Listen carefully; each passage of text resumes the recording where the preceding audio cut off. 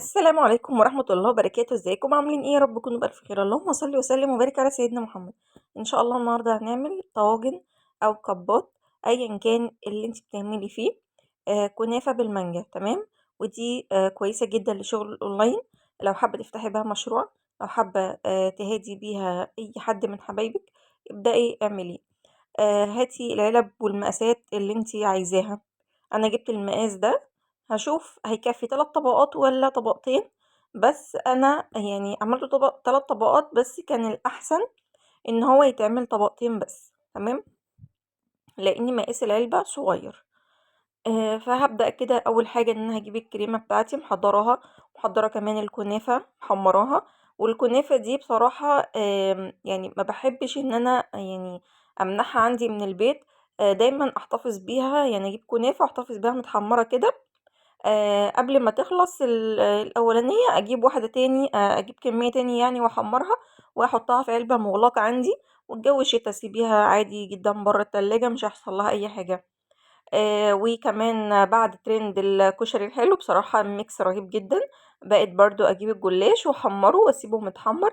اي يعني وقت ما تحبي تاكلي حاجة حلوة بتلاقي عندك كل حاجة جاهزة، انتي بس تخفقي الكريمة وخلاص على كده، وتركبي الطبق بتاعك ايا كان كشري، كنافة بالمانجا، كنافة بالنوتيلا، كنافة بأي طعم بقى انتي ايه حباها.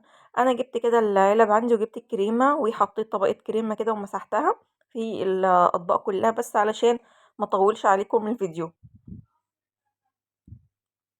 عندي الكنافة، احط بقى طبقة كنافة على الكريمة على طول.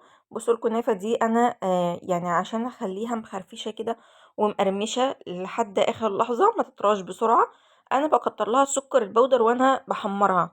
يعني بسيبها تحمر كده في السمنة شوية، بقلبها في السمنة وادخلها الفرن، محطهاش على النار من فوق.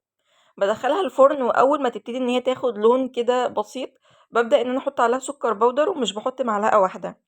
يعني انا بحط لها كده ايه 3 4 معالق كبار كده سكر، على مثلا النص كيلو او كيلو الا ربع مثلا. طبعا انا المره دي محمره يعني كميه مع بعض، يعني عامله 2 كيلو مع بعض محمراهم، يخلصوا اعمل غيرهم، او اعمل كيلو كيلو مش مشكله.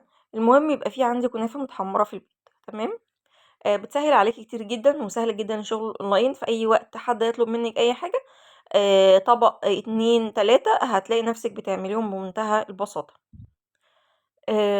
بس كده حطينا بقى طبقة الكنافة، وزي ما قُلت لكم أنا حطيت طبقة أو كمية سكر كبيرة شوية، بحيث إن هي مش كبيرة إن هي سكر over لأ.